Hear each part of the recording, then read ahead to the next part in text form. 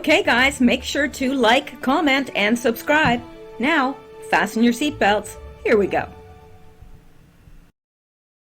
All right, guys, I'm back. It's Tuesday, January the 28th, and it is 10:26 p.m. Eastern Time. All right, well, what we're going to do is hop over here, and I've got some things to go over. There's really a hodgepodge of things, but a lot of it is to do with the virus. Because I think that is of critical importance right now. But also, I was a little bit behind today because I had to go out of town to get my eyes checked and ended up having lunch with some girlfriends and then went out shopping and actually really enjoyed the day, but it put me behind in terms of my show. So I realized that Q posted today, and I'm going to be bringing that to you tomorrow. I will probably... Well, I would say the odds are very, very, very high that I will be bringing 2 videos tomorrow. And I am working on a follow-up to the Somerset Belanoff stuff, the Glamis calling. So a lot of people have asked me that. And yes, I am going to continue with it, but I needed to take a break because it was really affecting me psychologically for some reason. And so I just needed to step back for a bit. And I've done that, so I'm ready to tackle it again. So that will be coming very shortly as well. So you can look forward to seeing Q tomorrow, and as well as an update on all the political wranglings. All right, so let's get started here. And I don't have anyone to thank tonight, although I will thank people anyway, because there's so many of you that have contributed to this channel. You're either Patreon subscribers, or you send me money through coffee or what have you, and I appreciate that all. And snail mail. The snail mail is extra fun. So thank you guys so much. There were nothing to thank from the last video to this, but there was a ton of people in the last video, so that's understandable. It kind of ebbs and flows. So all right, let's get started. I'm ready, and I hope you are too. So, not that I should be all that cheerful about the topic that we're discussing, but it is important. All right. Harvard chemistry chair and 2 Chinese nationals arrested for lying about China ties, smuggling biological material. We seem to be hearing that a lot lately. Isn't that what just happened up in Canada? I mean, up in Canada, I mean here, unfortunately. But yeah, here in Canada, in Winnipeg, way to the west of me. But let's read this. Will the Harvard chemistry department head be remembered as the Aldrich Ames of the modern day Cold War?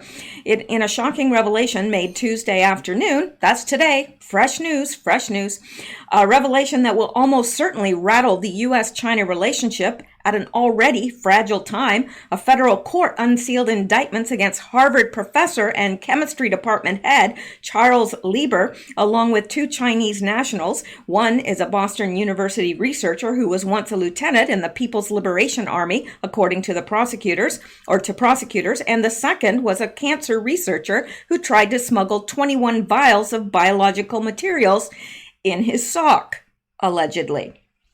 Those are some toxic feet. Lieber has been arrested, though it's not clear if he's still in custody. Though the official charge was lying to investigators, Lieber's actions look like an unvarnished attempt at espionage, complete with extremely seductive monetary reward. And we're going to get into that. This is all very interesting. Lieber was reportedly paid $50,000 a month. Imagine making $50,000 a month. Maybe some of you do. I don't. But hopefully some of you do. I'm not against anybody earning money, good money, and making good money if they earned it, if they're being given it for good, honest work. That's not an issue with me. But it seems to me all these guys that are involved in all these illegal things get all these huge sums of money every month for nothing. Anyway, Lieber was reportedly paid $50,000 a month by Get this, Wuhan University of Technology for participating in its 1,000 Talents program and was given more than, get this, 1.5 million to establish a lab and do research at Wuhan University of Technology, according to federal prosecutors in Boston, according to the Wall Street Journal. According to prosecutors, Lieber deliberately lied to Defense Department officials about his foreign research collaborations. Not a good idea to lie to officials, really, especially the Defense Department or the FBI. Not a good idea. When Defense Department investigators asked Mr. Lieber in 2018 about his foreign research collaborations, he told them he had never been asked to participate in the 1,000 Talents program, the complaint said. But Mr. Lieber had signed such a talent contract with Wuhan University in 2012, the complaint said. Seems to go around all this lying. NIH also asked Harvard about Mr. Lieber's affiliation with Wuhan that same year, the complaint said. After interviewing Mr. Lieber, Harvard told NIH in January 2019 that Mr. Lieber had no formal affiliation with Wuhan after 2012 and that he had never participated in the 1,000 Talents program, even though Mr. Lieber had a formal relationship with the university through 2017, the complaint said. In conjunction with the program, Mr. Lieber became a strategic scientist at Wuhan University of Technology, according to the complaint. For significant periods from 2012 to 2017, his contract called for a $50,000 a month salary on top of $150,000 in living expenses paid by WUT. That's Wuhan University. It said he was awarded more than 1.5 million by WUT and the Chinese government to set up a research lab, it said. What kind of research lab, you ask? The charges brought that kind of research lab. The charges brought by the U.S. government against Professor Lieber are extremely serious, a Harvard spokesman said Tuesday. Harvard is cooperating with federal authorities, including the National Institute of Health, and is initiating its own review of the alleged misconduct. Professor Lieber has been placed on indefinite administrative leave. And, you know, when someone gets placed on indefinite administrative leave, yeah, they're still getting paid. So he's still getting paid. Maybe not from Wuhan, I don't know, but he's definitely being paid by Harvard. The Trump administration has made cracking down on Chinese academic and corporate espionage a priority and has made several arrests of Chinese nationals working in critical roles, funneling info back to China. But this is probably the most high-profile case to date, since one of the suspects is a pioneering American scientist. Interestingly enough, not long after news of the arrest hit the press, another report surfaced claiming China had rejected President Trump's offer of assistance to contain the coronavirus, even as Wuhan is in desperate need of supplies. Is that just a coincidence? I don't think so.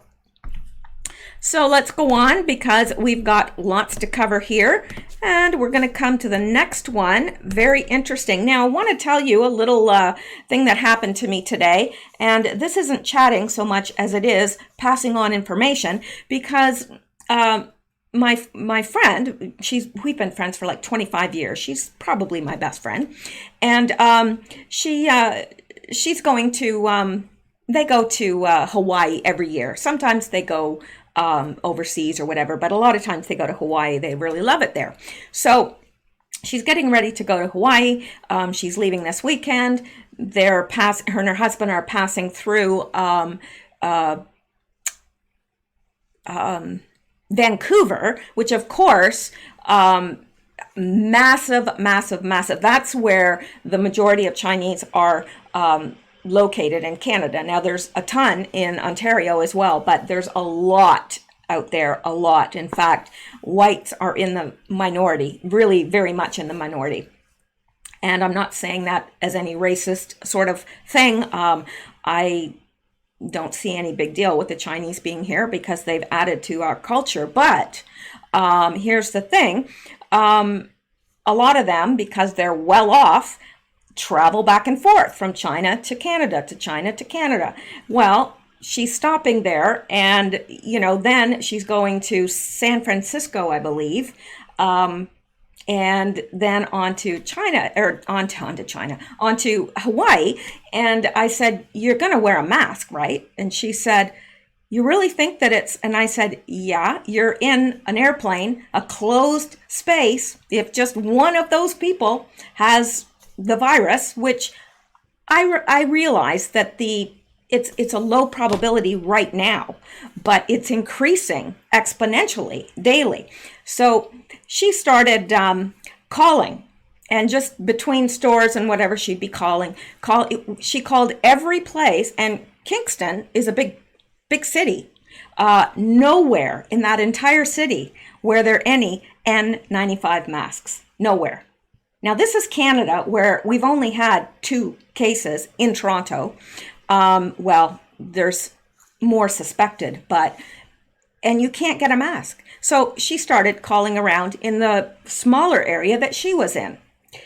Nope, no masks. She called everywhere. She even called hardware stores, every place, medical supply places. And then she started branching out from there. Nowhere in this entire region are there any N95 masks. Nowhere to be found. And it really hasn't even hit here yet. So here she is now.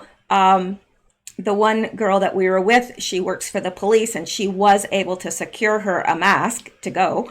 But still, now the police, why the police have them, I don't know. But yeah.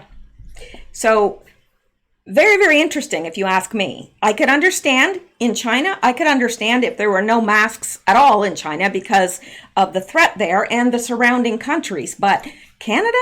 Are you kidding me? There's no masks here at all.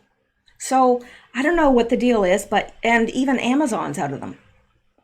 So anyway, let's look at this. N95 masks useless.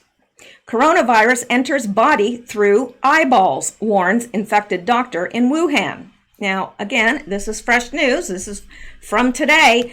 And I've heard that before, that it entered through the eyes because the doctors that were wearing just a mask came down with the virus.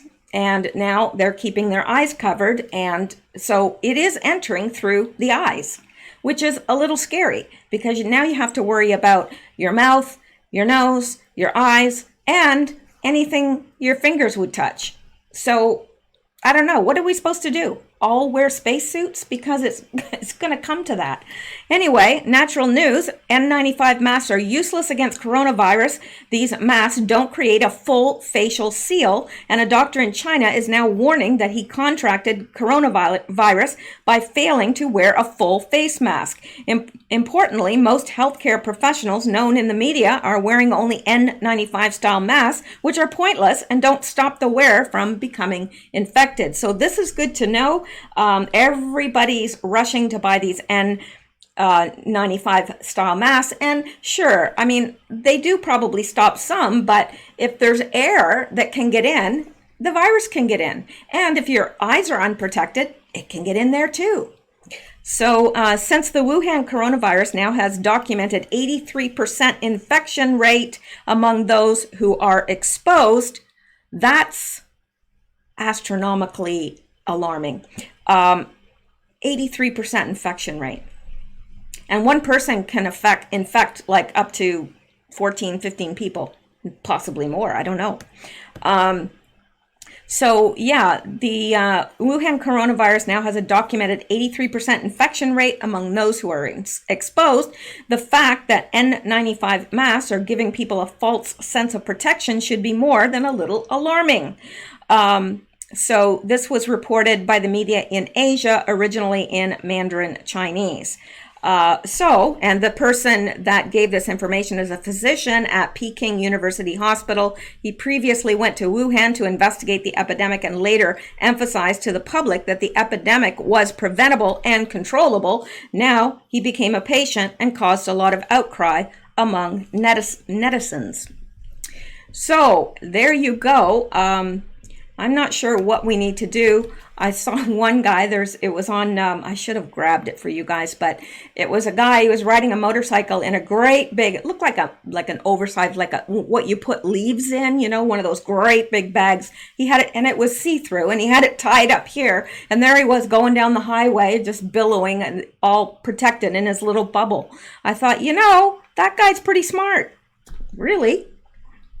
All right, let's go back now and look at what else we have. Okay, let's look at this. Tibet basically just closed all of its borders. To enter the country, you must register and be quarantined for 14 days. Why are the leaders of Tibet so much smarter than our leaders?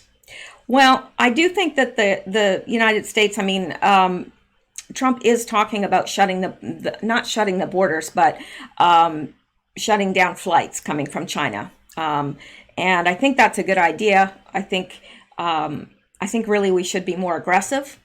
And Canada, they'll just let their people die. They don't care. I'm sorry. I'm a little bit jaded about Canada because I'm very disappointed. I left. I spent most of my life in the States, and I come back and it's just not the country I left. Just not at all. Anyway, let's go on.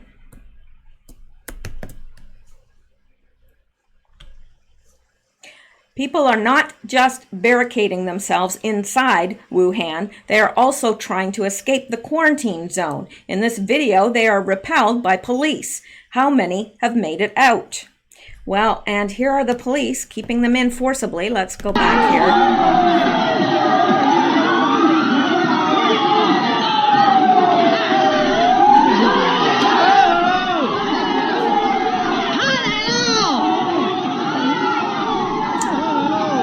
And that's what's happening there.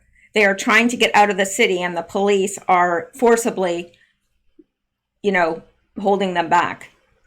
And I understand the police are doing their job and they don't want this virus to get out. But I also understand this has got to be absolute hell on earth for the people that are in Wuhan. And I'm going to show you a little bit later what they're actually doing to people that have the virus, what they're doing. Not good. Well, I know they don't have any other choice, but it just seems so barbaric. Anyway, let's look at this. This might be the one I'm talking about. No, it isn't. Okay, villages are sealing themselves off in China, blocking roads and building walls to protect against outsiders with coronavirus. There are official and unofficial checkpoints, a dystopian vision. Wuhan, keep going. So, yeah, there's actually people building walls and sealing themselves into cities because they're afraid to let anybody in. It's crazy. I cannot believe this is happening. Part of me is like, what? And it seems like we just hit 2020 and everything's just, it's unbelievable. Anyway, let's take a look at this.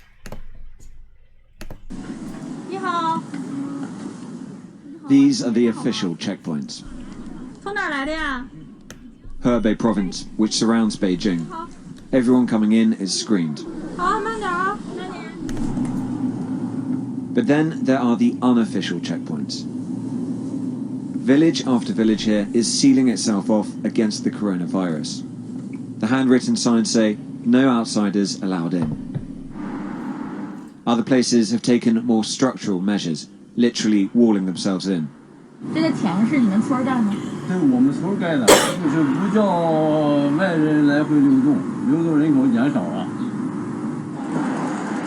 This is the screening checkpoint a street along. Residents aren't doing this on government orders, but off their own back, trying to protect their home, whatever else is happening in the outside world. We're 600 miles away from Wuhan here, but this village is taking matters into their own hands. They are distrustful and they fear coronavirus. All across China, communities are sealing themselves off. They're scared because the death toll is now more than 100. with more than 4,500 confirmed cases of novel coronavirus. The vast majority are in Hubei province, where the... I just want to say this real quick. Do you honestly believe that they're doing all this, walling themselves into the city and all that for 100 people dead? We know that they are, first of all, they're not counting those who die from pneumonia, which is what the coronavirus leads to. Not always, but a lot of people develop the pneumonia and, that's what they die from, but they're not counting those. They're just saying they died from pneumonia. So we have no idea how many people have actually died. But if you believe that all this is happening and they're throwing up hospitals in 6 days just because 100 people died, The military have been drafted in. And a public information campaign has started, with adverts playing across 50 Chinese cities.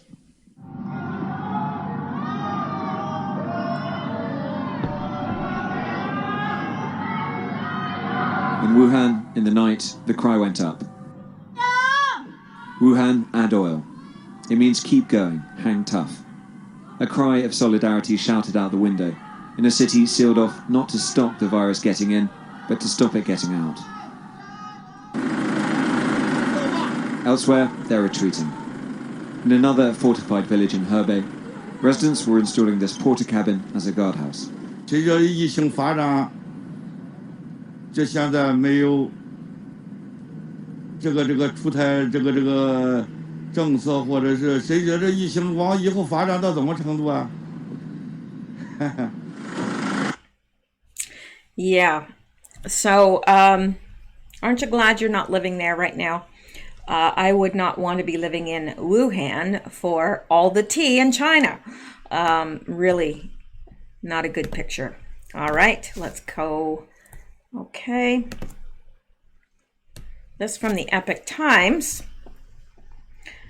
Details about the first known super spreader of Wuhan pneumonia.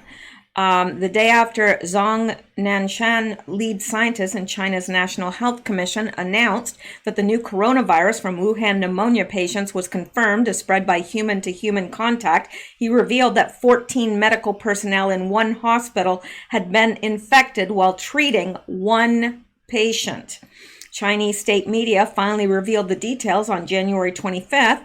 Zhao Junqi, 69, underwent surgery to remove a pituitary tumor at Wuhan Union Hospital's neurosurgery department on January 7th. No one was aware that he had Wuhan pneumonia. On January 11th, he suddenly developed a fever. CAT scanning indicated infection in both lungs. The doctor in charge immediately reported Zhao's case to the Contagious Diseases Department, asking experts from the department to help diagnose the case of illness, or the cause of illness, rather. Doctors concluded that Zhao was infected with an unknown type of pneumonia. There was no kit to test for Wuhan pneumonia yet. The next day, Zhao's condition became very serious. His chest scan showed multiple lung shadows. Then some of the medical personnel taking care of him developed a fever, one after another. That's when Zhao was put in an isolation ward. On January 15th, Zhao was confirmed to be infected with the new coronavirus and transferred to Wuhan's Yintan Hospital, a contagious diseases facility. The affected medical staff were also sent to Union Hospital for isolation and treatment. However, when Wuhan Health Commission issued a routine update about Wuhan pneumonia on the eve of January 16th, it didn't, I'm sorry, I just got distracted because out of my periphery vision, I saw a black cat on top of my china cabinet. And Sammy? I'm sorry, I'm yelling into the microphone. Sammy, get down. Okay, he's not going to get down by that little wimpy. Anyway, all right, I'll try to ignore it. All right, so, where were we? However, when Wuhan Health Commission issued a routine update about Wuhan pneumonia on the eve of January 16th, it didn't mention that medical staff had been infected. It wasn't until January 20th that Zhong Nanshan admitted for the first time at a press conference that the virus can spread from human to human. Oh, please, Lord, protect my stuff from my cat. Oh, I start to sweat when he gets around, expensive things that have sentimental value.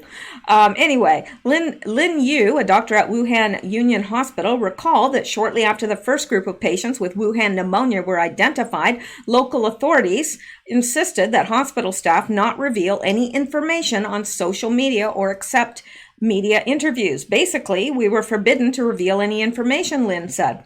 There was only one thing that we could do. We told our patients, be sure to purchase a mask and wear it when you go out. We also told them, do not shop at Hunan Seafood Market. The food sold there is not fresh.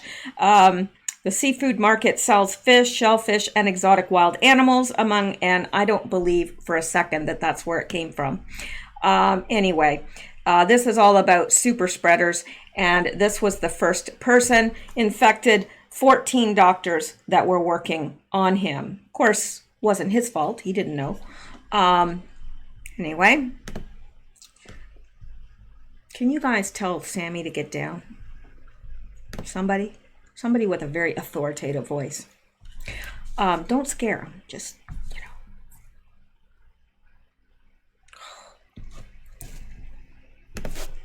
All right, now, look at this. People collapsing at any minute in China during coronavirus outbreak. One photo is from Darufa shopping mall at, oh my gosh, these names are going to be the death of me. Anyway, it's a shopping mall, somewhere in China. So, yeah, let's take a look at these. And these are not the ones we've looked at before. People are just dropping dead.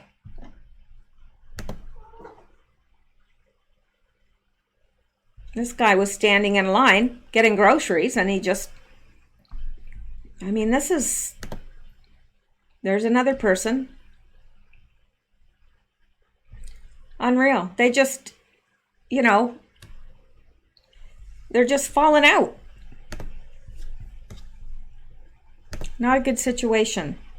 Oh, Sammy got down. Good boy, Sammy. All right, let's go on now. Now that my heart has stopped beating so fast because a big black cat and China. All right. Okay. Right now, I can still buy a plane ticket from Wuhan to Seattle. Why? Why indeed? And remember when they said they had shut down the airport and there were no flights going out? And I mentioned, hey, there's a flight from Wuhan going into San Francisco. And now, where do we have it? Yeah, San Francisco. Apparently, Hong Kong gets it. No flights. Yeah, Hong Kong won't allow flights from the mainland China to land. Not from Wuhan. So, yeah, why hasn't the United States stopped all flights? I'd like to know why. Still running from Wuhan, and I was told the airport was shut down. Apparently not. I don't know what's going on. Anyway, PM Scott Morrison announced a plan to evacuate Australia's citizens from Wuhan in Hubei province, the epicenter of the coronavirus. The potential evacuees will be quarantined on remote Christmas Island. Medical checks to be conducted recently reopened detention center. So they reopened a detention center on Christmas Island to take these people, the Australian citizens, out of Wuhan, and they're going to be placed there in isolation. Have you ever seen anything like this? I know people always, this is what I'm hearing everywhere. Oh, there's more people that die from the flu.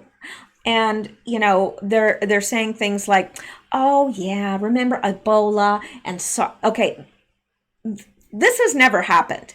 This has never happened where whole cities have been shut down, where countries are shutting their borders down, not allowing anyone in from Wuhan or China. I don't know if it's all of China that they're not letting in or just Wuhan, but Hong Kong shut its borders. Mongolia. Like, there are countries shutting down their borders, and there are close to 60 million people quarantined, and more than that, because, well, we'll see. We'll get there. All right, let's look at this. Maybe not. I mustn't have copied that right. Doesn't surprise me. Shouldn't surprise you either. All right. Let's see if, nope. Maybe they've taken it down. I bet you they have. And I think I know which one it was too, but we'll see. Okay, now, China has announced its latest policy to fight the Wuhan virus by making it illegal to talk about it. Yes, it's illegal to talk about it in China. Don't talk about it, it'll go away. How's that working out for you, China? Not too good. All right. And News Now 360, India. Air India awaits government decision to evacuate Indians stranded in Wuhan city. India's national carrier says a Boeing 747 is kept standby for the evacuation of Indian citizens from Wuhan, the city of China, the epicenter of the novel coronavirus outbreak. So India is evacuating their people. So is Australia. The U.S. is talking. Well, I think they have. I think they already have evacuated them. I'm not sure, but I know that they're going to be kept in isolation as well. And Canada hasn't said anything about anything because, well, they're. Never mind. Well, it's Justine. So what do you expect? All right, now, Melody Watson said this. Guess which university Lieber is connected with in China? Wuhan. And he got 1 million plus to set up a lab. There. What the hell? Pardon my French. Harvard's chemistry chair charged with lying about China contact. Yeah. Isn't that interesting? Now, flash, White House notifies airlines it could suspend all China-U.S. flights due to coronavirus outbreak. Well, I hope they do. I know that there's a lot of Chinese citizens in the United States. There's a lot in Canada. And I know that there's people that travel, vacation in China. So I know it's a big deal, but it's better to keep your citizens safe. All right, and this right here, I'm sure you're all aware of this by now, that huge earthquake in between, well, there's been two now, Jamaica and Cuba, and there was a 6.1, that was the aftershock, and a 7.7. Now, I've not heard, I think they've canceled the tsunami warning, which is good news, but the shaking was felt in Miami. They evacuated some of the office buildings and so forth, and the shaking could be felt there. It was felt through Mexico, at least several provinces in Mexico.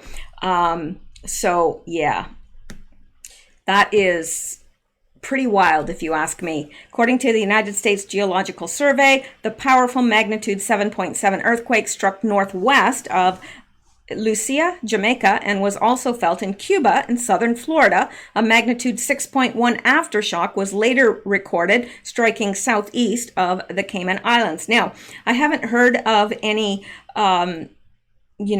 damage so far, but it's pretty early. And the pictures that were coming out of the damage were not from Jamaica. So nice try, people, whoever you were. But yeah, they're not from Jamaica. They're trying to make it seem like, Jamaica's decimated and leveled, and it's not. So I'm sure there is some damage, but what that damage will be, I don't know. I haven't seen that much news coming out yet, but I know those pictures were false because it was pretty obvious. I'm a graphic artist as well, so I was able to see that they were photoshopped. All right. So yes, and this happened today. This is a big deal. You know, if you are not a believer, you might not realize or believe how big a deal this is. It's huge. It's humongous because it is a peace deal in the Middle East that will start the tribulation. So that's why I watch this. I'm looking at this and I'm thinking, wow, we are further along than we think. Donald Trump announces new dawn Middle East peace deal with Bibi Netanyahu, and he's calling it the deal. What was he call? Did he call it the deal of the century or something like that? It's more than the deal of a century. I can't remember what he called it. Maybe it'll say here. President Donald Trump announced his plan for peace in the Middle East between Israel and Palestine on Tuesday at a White House event with Israeli Prime Minister Benjamin Netanyahu. And by the way, if you are a believer, Scripture says there will be no peace. There will not be peace until Jesus Christ returns himself. This is just a pipe dream. There's not going to be peace in the Middle East. That is where the Battle of Armageddon takes place. And there's a lot about that. If you're interested, I mean, there's a lot of people that do studies on Revelations. I don't know if you would want me to do that or not, but I've been studying this stuff a very, very long time. Anyway, let me go on. The president acknowledged that the failed effort to make peace between Israelis and Palestinians was a historically difficult process, but that he was determined to make it happen. All prior administrations from President Lyndon Johnson have tried and bitterly failed, but I was not elected to do small things or shy away from big problems, he said. Supporters of the president and Israel filled the East Room of the White House for the event, enthusiastically applauding through his speech. Trump acknowledged that the struggle for Israel to choose a new prime minister was ongoing, but that peace with Palestine was beyond politics. He described the current electoral struggle between Netanyahu and his political rival, Benny Gantz, as the longest-running election of all time. After meeting with both at the White House earlier in the week, Trump also recalled his trip to Israel as president and his time meeting with Palestinian President Abbas. I was saddened by the fate of the Palestinian people, he said, adding that they deserved a better life. Palestinians have been trapped in a cycle of terrorism, poverty, and violence exploited by those seeking to use them as pawns to advance terrorism and extremism, he said. Senator Ted Cruz and James Risch were present for the event, as well as members of the House Republican leadership, including House Minority Leader Kevin McCarthy, Minority Whip Steve Scalise, and House Conference Chair Liz Cheney. Representative Mark Meadows also attended, along with Florida Governor Ron DeSantis. Talk radio host Mark Levin, was also present, as well as Republican megadonor Sheldon Adelson and his wife Miriam. Former Democrat vice presidential nominee Senator Joe Lieberman of Connecticut was also spotted. The president acknowledged that Israel was experiencing the longest election of all time. Trump thanked Netanyahu for supporting the detailed 180-page plan, which included a conceptual map of proposed territorial compromises from Israel. Not going to work. As I have said throughout my long career as a deal maker, complex problems require nuanced, fact-based remedies, Trump said. He described the deal as a win-win opportunity for both Palestinians and Israelis. Today, Israel has taken a giant step towards peace, he said. There will never be peace. There will never be peace. I know not all of you are believers and not all of you believe that, but we can agree to disagree on that. Anyway, the president also promised to help Palestinians with serious investment, provided they abandon violent jihad and Islamic terrorism, as well as providing financial backing for terrorists. We will help by empowering the Palestinians to thrive on their own, he said. Palestinians will be able to seize the new future with dignity, self-sufficiency, and national pride. Netanyahu also spoke, thanking Trump as the greatest friend Israel has ever had in the White House. Frankly, though, we have some We have had some outstanding friends in these halls. It's not even close, he continued. Netanyahu thanked Trump for bringing forward a bold plan that defended Israel's rights in the region, including the right to security and sovereignty. You recognize that Israel must have sovereignty in places that enable Israel to defend itself by itself, he said. After the event, Trump shared an image of his proposed territorial peace deal between the two countries. All right. I will always stand with the state of Israel and the Jewish people. I strongly support their safety and security and their right to live within their historical homeland. It's time for peace. Yes, and the Bible says when they all say peace and safety, it will come upon them suddenly. A calamity. That's why I don't get overly enthused about all this talk about peace. But because the Antichrist will come in the name of peace. Sure will. All right. And we can, I know not all of you are believers and not all of you see things the way I do. And that is fine. You know what? Because if we were both alike, one of us wouldn't be necessary. So that's perfectly okay. We just agree to disagree here and move on because we can be mature. All right. Unlike the Democrats, I can get along perfectly well with people that don't agree with me. Perfectly well. And why shouldn't I? All right. Now, let's go back. And let me see here. I don't think this has any more news than we have already seen about the earthquake, but Jamaica earthquake news. Caribbean rocked by 2 huge tremors near Cuba and Cayman Islands, with buildings evacuated in parts of the U.S. And 2 large earthquakes have rocked the Caribbean after an initial 7.7 magnitude quake struck offshore of Jamaica, the U.S. Geological Survey says. The first was enough to send tremors. The first was enough. I think it should be 2 send tremors. Why doesn't anybody hire an editor anymore? That have swayed buildings and sparked evacuations as far as Miami, Florida. Then just under 2 hours later, a 6.1 magnitude quake struck just off the shores of the Cayman Island, where sinkholes and damage had already been seen. The 7.7 magnitude quake that hit just northwest of Jamaica and southeast of Cuba. A tsunami warning has meanwhile been issued, but from my understanding, it has now been canceled. So that's good news. One person in Jamaica, of course, we can't read it because stupid ad. One person in Jamaica has told The Independent that it was the most serious earthquake I've ever felt. Another individual on the island said the tremors lasted at least a minute. So there you go. Not really any new information there. Alrighty, let's go back. No, really, let's. All right, and I don't remember what this is, but I'm hoping that it's what I think it is.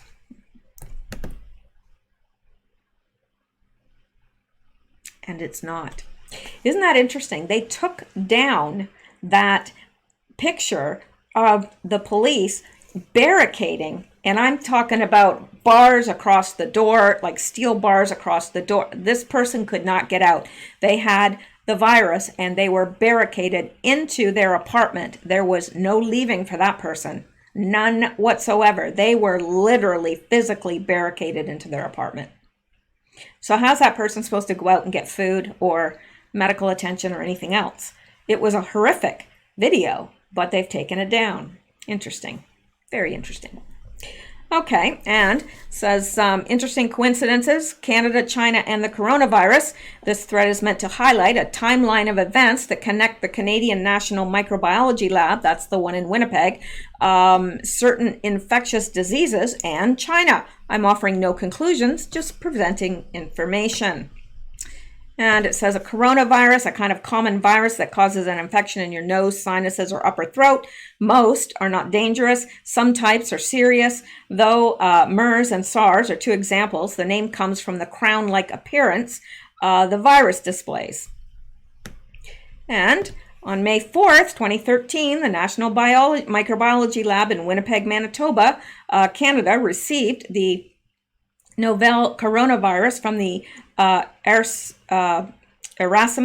Erasmus Medical Center in Rotterdam, the Netherlands. Okay, seems to me we've already covered a lot of this in previous videos. So I'm going to actually stop this and I'm going to look through it and just pick out the most important parts, and we'll include that in a later video.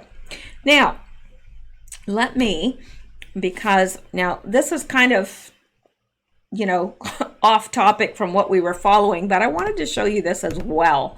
I found this picture of Justine.